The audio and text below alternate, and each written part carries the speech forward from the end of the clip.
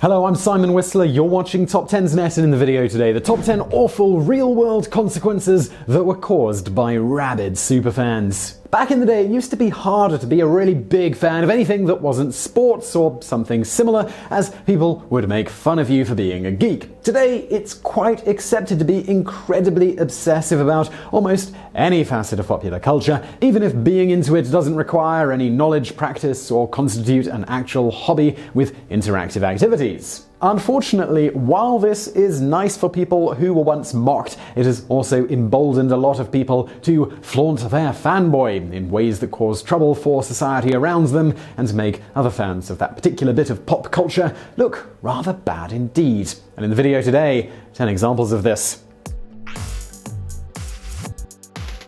Number 10. Jake Lloyd's life was ruined by angry Star Wars fans.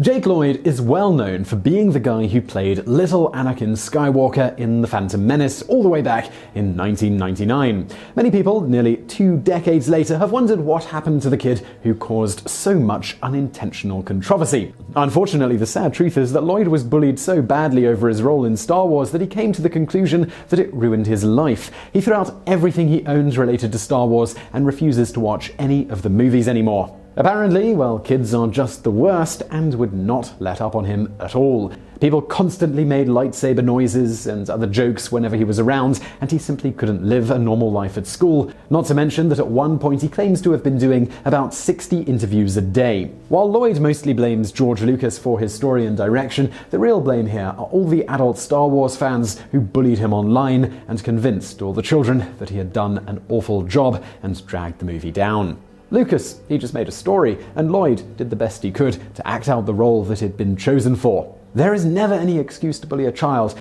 and those who ruined Jake Lloyd's career cannot use the film's creator as a defense for their behavior. Number 9. Game of Thrones fans obsessed with direwolves have created an abandoned husky problem. Game of Thrones is one of the most popular things in pop culture right now, period. Most people have watched it, and even those who haven't know more about it than they would probably like, and most assuredly, they have a strong opinion on the series all the same. Unfortunately, like any fandom, people almost immediately started taking things too far. One of the most beloved bits of popular culture in the show are these giant beasts called direwolves, which look a lot like large huskies. These beasts are often used as a combination of pet and guard dog in the series, and as such, many fans have decided that they too want their very own direwolf. The problem is that in real life, the nearest thing is a husky or a similar breed, and these dogs in real life are both large and require a lot of space and attention. Many people get a husky in order to have their own direwolf and then abandon it at a shelter when they realize the responsibility was too great for them.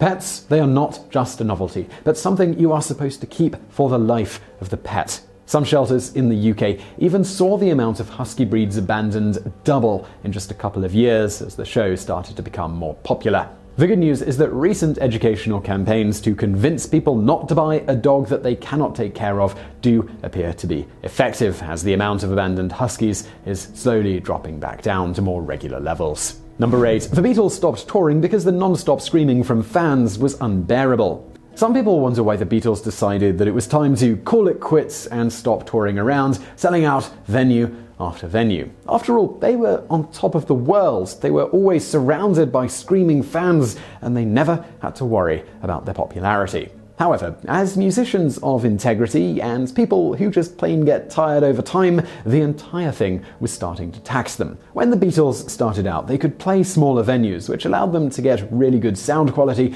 and focus on their live playing. However, as they became wildly successful, the Beatles now had a serious problem. They had to book bigger and bigger venues, which usually meant sports stadiums. Back in the day, this meant horrible sound quality and the crowd hearing a lot of it poorly filtered through the PA system. To make matters worse, their own amplifiers were not strong enough to make themselves heard over the screaming crowd. Indeed, they couldn't even properly keep time with each other because the screaming was so loud. In the end, they decided their concerts had become fan screaming zones, and that the fans were not even there to listen to the music anymore, simply to obsess over the band itself and see them in person. Number 7. Adult My Little Pony fans made things awkward when an MLP movie came out in theaters. Nearly everyone has heard of the phenomenon surrounding the so-called bronies. For the few who are not aware, bronies are male My Little Pony fans who will loudly proclaim their fandom and bring it up even when there is no need to. Kinda like vegans or anyone who does CrossFit. These fans often skew toward the adult side and have often been looked at by outsiders with a level of contempt that even furries don't usually have to contend with. Now, some of this is with good reason. While there are those who claim to simply like the show because it's cute and they want to get in touch with their cute side, there are some people who simply make it weird. These fans tend to be those who actually find a sexual component to their love of MLP and will draw or seek erotic fan art and fan fiction. These men are usually full-grown adults, and some people feel that there is almost a pedophilic element to some of the creepier adult male fans of MLP. For this reason, when a MLP movie came out not long ago, many people were extremely concerned about how adult MLP fans might make it weird for children. The children wouldn't understand why a bunch of grown men were at a movie that's designed for little girls. Many movie theaters even offered special showings much later at night in the hopes that it would attract the bronies away from the earlier showings so parents wouldn't have to answer any awkward questions from their little girls. Number 6. New Beanie Baby releases were almost always messy.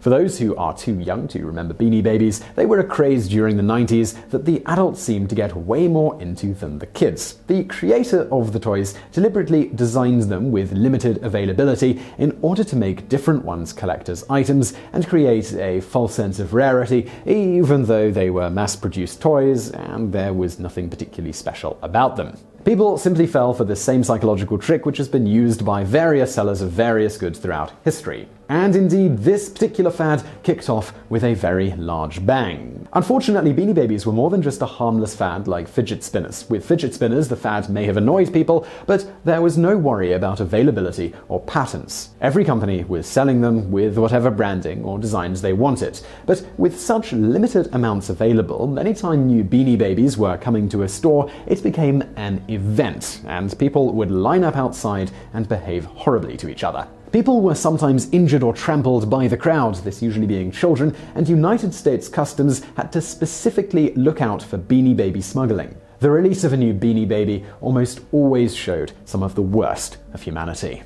Number 5. Rick and Morty fans ironically camp out and ironically protest for Szechuan sauce. Rick and Morty has gained an enormous cult following, and its fans are a loud and rather expressive bunch. On one episode of the show, one of the characters makes a big deal about a limited-time promo sauce from McDonald's called Szechuan sauce. This quickly became a meme, even though most of the fans likely either didn't remember the sauce, never knew about it before, or had forgotten all about it. It's not exactly like there were any petitions for it before the show started. Unfortunately, McDonald's decided to try and show some goodwill towards these fans and released it for just one day, as it had just been a promo originally, and they really didn't expect it to be that popular. Sadly, McDonald's simply couldn't have predicted how many people would show up at each location or how crazy internet fandoms can be in real life. People camped out for it simply because it was designed to cater to the show. When it turned out that most of the locations didn't have enough, people went totally nuts. They crowded into the stores, some people jumped the counters trying to steal sauce, they disrupted business and loudly protested that they wanted sauce, even though the employees obviously had no control over how much was being delivered there. Throughout all of this bratty childish behavior, they tried to claim that their unruly near-mini riots were just ironic and that McDonald's was really to blame for not stocking enough sauce. The fact of the matter is that acting like children over some sauce for chicken nuggets is never really acceptable, and it isn't ironic when you actually cause a public disruption. In that case, what we call it is idiotic. Number 4. One Direction fans start a small riot over a One Direction movie. One Direction is the latest teen boy band that all the teenage and preteen girls have swooned, screamed, and rioted over. A few years ago, One Direction released a movie called This Is Us, a documentary feature about the boy band and their meteoric rise to the top of the teeny bopper food chain. The premiere was to be held in Los Angeles, and in order to be fair, since there were only a limited number of tickets, you had to go through a sort of lottery system to see who would would be allowed to have tickets. This was actually a pretty good idea, as it would prevent ticket scalpers. However, the problem was that they didn't properly estimate the ticket count. The company that was in charge of giving away the tickets gave away hundreds more tickets than there were actual seats in the theatre. Many people lined up the night before, and those in line were still optimistic that their ticket might work and they might be able to go in and see the movie. Well, the time came to let people in, and about 100 people were let through, while the rest were simply waiting outside. This angered the young preteens lined up to see the movie, and hundreds of them rushed into the theatre, knocking things over in their way, and generally making a big, screaming mess of everything. Eventually, police managed to properly calm people down and disperse the crowd, and the showing finally began for those lucky few allowed into the theatre.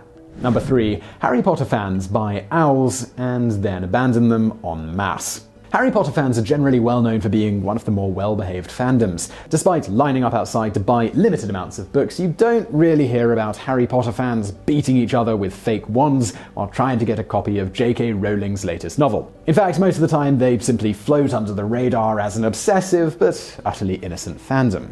However, while Harry Potter fans aren't necessarily malicious, there are things they have done that were definitely negligent, irresponsible, and caused unnecessary suffering in the world. When Harry Potter started to become popular, kids started asking their parents to buy them an owl as a pet, and Rowling herself immediately sounded the alarm. She told fans not to buy an owl, but to get a better pet, or donate to causes that help owls instead. She explained that they do not make good pets, and generally require a ton of upkeep and space. Ideally, they should have an aviary that is at least 20 square feet. Unfortunately, most people were doing a poor job of taking care of these difficult animals, and as Harry Potter's popularity waned a bit, they started abandoning them en masse. According to a woman in the UK who runs a sanctuary for owls, she had originally about 5 to 6 per year, but after Harry Potter fever started to die down, she went to over 100 owls being taken care of in her sanctuary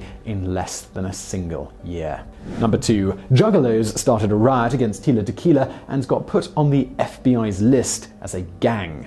So pretty much no one remembers Tila Tequila anymore. She was a reality star who briefly flirted with a pretty unsuccessful career in music. Oh, and she's also maybe kind of a Nazi, which is a bit weird. Well, anyway, while she was never really a respected figure in terms of celebrities, and she was often widely mocked, the behavior displayed towards her at the annual gathering of the Juggalos one year was absolutely unacceptable. And do you remember, this is before all the Nazi stuff came out? So she had been invited to perform at the event in a move that left a lot of the world and most of the Juggalos very confused. She is hardly the type of artist who would be of interest to fans of horrorcore, so it seems like a rather odd choice. One possible explanation is man's desire to get laid, as at one point Shaggy 2 Dope tried to get the crowd to be kind to Tequila's future performance by explaining that he wanted to have sex with her. Unfortunately, Shaggy 2 Dope's desire to get laid backfired rather tremendously, because things went about as well as you can expect. With no real understanding of the genre, Tequila shows up on stage to perform at a music festival full of drunk people, and the crowd immediately hated her.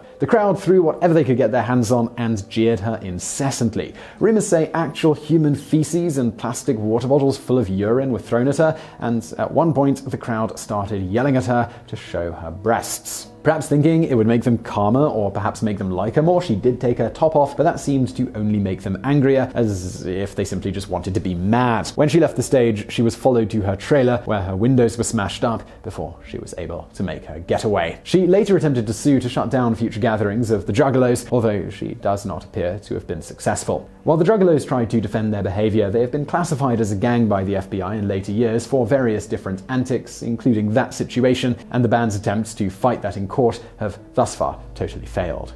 Number 1. Chris Brown fans have gone to great lengths to defend a domestic abuser. Chris Brown is known by most people for that time he beat up his then-girlfriend Rihanna. The world was very, very angry with him, and he gave a rather forced public apology and then managed to get away without any jail time. Chris Brown, for his part, felt that the whole thing should have blown over after he apologized and took his punishment. But many felt that he still deserved a lot of grief for his actions. Plenty of folks felt that his apology was not particularly sincere and that his behavior didn't really seem to show any positive change or any improvement. For this reason, some people in the past have taken to razzing him on Twitter pretty damn hardcore. Well, a few years back, a comedian named Jenny Johnson decided to call out Brown on Twitter, and he decided to take the time to get into a personal tussle with a random woman he had never met before. After an incredibly vulgar exchange that made him look really bad, he eventually temporarily locked his Twitter account so no one could see his shame. However, not to be outdone by the horribleness of their favorite celebrity, his fans went absolutely nuts. They went after Johnson, excoriating her on Twitter, and even going so far as making death threats as revenge for her making fun of Brown. These fans, known as Breezies, have also been known to defend Brown and stick up for him, doing whatever they can to justify his actions whenever his violent past is brought up.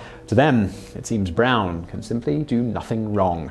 So I really hope you enjoyed that video, and do not forget to subscribe to this channel for brand new videos every day of the week. Also, I've got another channel, it's called Biographics. It's biographies of notable people from the present day as well as history, from Elon Musk to Osama bin Laden. You can check it out through the icon on the screen now. But if you want to watch something else right now, why not check out another TopTenz video or a Biographics video over there on the right. And as always, thank you for watching.